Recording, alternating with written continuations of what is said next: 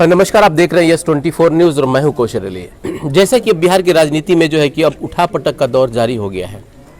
बहुत सारे ऐसे प्रत्याशी हैं जो बहुत ही उम्मीद के साथ किसी पार्टी से जुड़े हुए थे। बहुत सारे ऐसे भी लोग हैं जो कि 20 साल, 25 साल, 30 साल तक पार्टी की सेवा किए हैं। पार्टियों का इसका मतलब जो कि श्रेणी भी होना चाहिए, लेकिन आज के राजनीतिक हालात में ये सब बिल्कुल अपने आप में एक बेईमानी हो जाती हैं। हम तो चूंकि नहीं कहेंगे कि तय क्या होता है, लेकिन उसके बाद भी अभी बहुत सारा ऐसा मामला सामने आएगा। लेकिन खैर, अभी हमारे साथ एक खास गेस्ट जुड़े हुए हैं जो बढ़िया के समाज सेवी हैं और पेशे से डॉक्टर हैं। और अभी चूंकि कुछ दिनों से काफ़ी वो चर्चा का विषय बने हुए हैं। वो इसलिए बने हुए हैं कि एक खास पार्टी यानी कि आरजेडी, राष्ट्रीय जनता दल को लेकर के उनकी जो दिलचस्पी थी आज पूरा जिला जानता है। और काफ़ी उन्होंने गहमा गहमी से जिस तरीके से चुनावी रणनीति अपनी बनाई और जिस तरीके से वो चुनाव में उतरे थे, उसको लेकर के एक बहुत चर्चा का विषय बना हुआ था। लेकिन अंत समय में मुझे लग रहा है कि कहीं ना कहीं थोड़ी सी कसक रह गई है डॉक्टर साहब के साथ। तो मैं अभी उनसे बात करूंगा कि क्या रह गई है आज की कसक और आगे क्या होगा। क्या आपको अगर पार्टी टिकट नहीं देती है तो आप अपना अगला रणनीति क्या बनाए हैं, क्या करेंगे, इन्हीं सब विषय को लेकर के डॉक्टर साहब, सबसे पहले तो मैं आपका स्वागत करता हूं अपने चैनल पे। सबका स्वागत है, आप सभी को धन्यवाद और सभी दर्शकों को भी बहुत बहुत धन्यवाद। सर, मेरा पहला सवाल आपसे ये है, चूंकि आप अभी चूंकि चुनावी दौरा पे ही हैं, तो अभी तक आप एक पार्टी के तहत दौरा कर रहे थे, लेकिन अब क्या लग रहा है कि अब आप अपने फेस को लेकर के, अपने सामाजिक स्तर को लेकर दौरा करेंगे क्या? ये बातें सबको पता है, जैसे कि आपने इसका चर्चा भी किया कि लगभग आज 6 महीने से मैं राजद के लिए poster, banner, hoarding, card, calendar सब कुछ बंटवाया। पूरे क्षेत्र में एक एक जनता को जागरूक किया। इवन सोशल मीडिया से मैं पूरे ज़िला में ही नहीं बल्कि पूरे बिहार में राजद को बहुत ऊंचा उठाया। राजद के लिए सब कुछ किया। मैं एक मुस्लिम हूँ और ये पूरा बिहार जानता है कि कोई भी मुस्लिम आज के वक्त लगभग 1990 से राष्ट्रीय जनता दल का ही है, वो राजद का ही है, वो किसी दूसरे पार्टी में नहीं है। भले ही इतना है कि एक यादव राजद को छोड़कर दूसरे पार्टी में चला गया, लेकिन मुस्लिम आज तक राजद में ही है। ये सोच करके मैं इसको है कहेंगे या ढोना कहेंगे? अब ढूंढने की बात मत कहिए, मजबूरी कही जा सकती है। किस चीज की मजबूरी है आपके पास? किस चीज की मजबूरी है सर? मजबूरी है। अगर आपके पास मजबूरी हो सकती है कि आप अगर एक पार्टी के प्रति बात करते हैं, आम आदमी के पास क्या मजबूरी हो सकती है? मैं एक आम आदमी की मजबूरी की बात करता हूं। सभी मुसलमानों की ये अभिधारणा है, सोच है कि राजद एक सेकुलर पार्टी है। हर एक मुसलमान चाहता है कि सरकार जो बने सेकुलर पार्टी की सरकार बने, हमारे राज्य में अमन शांति रहे, सेकुलरिज्म रहे। बीजेपी जो है एक कम्युनलिज्म की पार्टी है, वो हमेशा कम्युनलिज्म की बात करती है। ये हमारी मजबूरियां हो सकती है कि हम आरजेडी के साथ हैं। आरजेडी हालांकि मुसलमानों के लिए अब तक कुछ किया नहीं।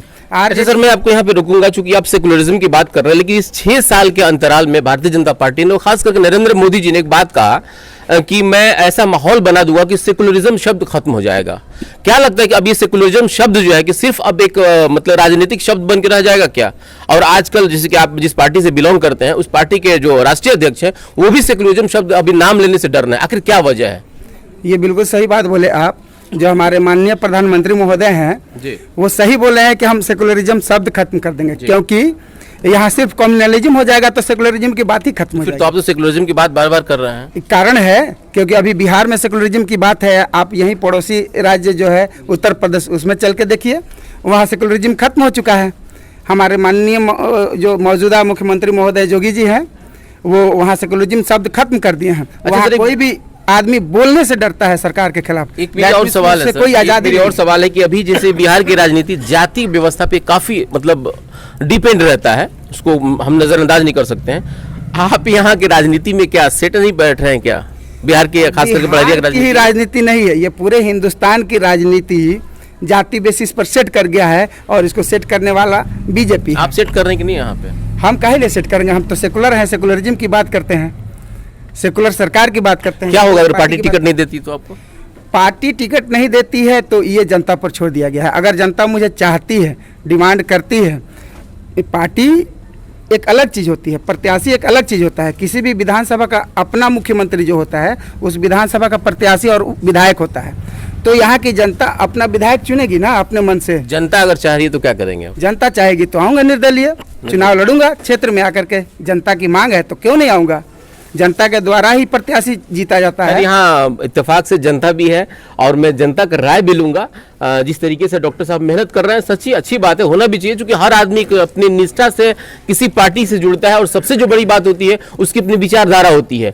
डॉक्टर साहब ने बार बार एक बात कहा, वो सेक्युलरिज्म का। अच्छी बात है कि सेक्युलरिज्म विचारधारा को लेकर के ही ये जो है कि राष्ट्रीय जनता दल से जुड़े हुए हैं, लेकिन जिस तरीके से अभी उठापटक वाली बात चल रही है, हो सकता है कहीं इनकी टिकट कट भी सकती है, लेकिन जिस तरीके से जनता पर निर्भर है, तो मैं अगर आपका इजाजत हो तो मैं जनता से भी पूछ लूं, चूंकि आप जनता के बीच बैठे हुए हैं।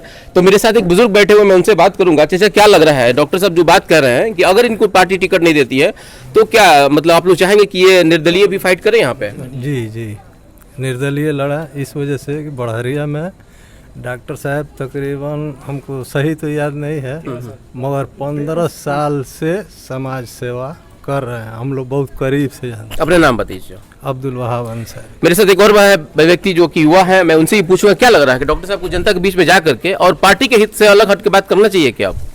नहीं, देखिए, हम लोग डॉक्टर साहब के साथ हैं, आगे भी साथ रहेंगे। पार्टी के लिए बहुत कुछ हम लोग किए, लेकिन पार्टी हम लोग को सपोर्ट नहीं की, इसलिए हम लोग, जनता की राय है ये डॉक्टर साहब को निर्दलीय लड़ाएं। अपना नाम बताइए। सत्येंद्र कुमार यादव। मेरे साथ कुछ और भी लोग हैं, मैं उनसे भी बात करूंगा, जो लोग चाहते हैं कि कम से कम कि आप लोग भी तो, चूंकि इसी गाँव के हैं क्या आप लोग? नहीं, मैं कोरेगांव से हूँ। अच्छा, क्या लग रहा है डॉक्टर साहब को, क्या मतलब निर्दलीय भी उठना चाहिए क्या? जी बिल्कुल, हमें इससे कोई फर्क नहीं पड़ता है कौन राजद से आ रहा है, कौन बीजेपी से आ रहा है। हमें बस अपने विधानसभा क्षेत्र में एक अच्छा प्रत्याशी, एजुकेटेड प्रत्याशी चाहिए, ना कि मतलब ऐसे लोग चाहिए जो आए और एक बार दर्शन दें और मतलब वोट लिए और चले गए और 5 साल में फिर उनका कभी मतलब दर्शन नहीं हुआ। तो डॉक्टर साहब हमारे बीच 15 साल से हैं, पिछले 15 साल से, तो इनसे अच्छा प्रत्याशी अभी बढ़िया के लिए कोई भी नहीं है, तो हम डॉक्टर साहब के साथ हैं। अपना नाम बताइए। मेरा प्रवीण प्रभाकर। जैसे कि हम लोग ऐसी बात कर रहे हैं कि अगर डॉक्टर साहब, चूंकि अब यहाँ के लोगों ने एक असलियत बात बताया कि हमें एक अच्छा प्रत्याशी चाहिए जो समाज के साथ रह सके, जो हमारे बीच रह सके, और 15 से 20 सालों से डॉक्टर साहब जनता के बीच में हैं और जो यहाँ के लोगों की सेवा कर रहे हैं।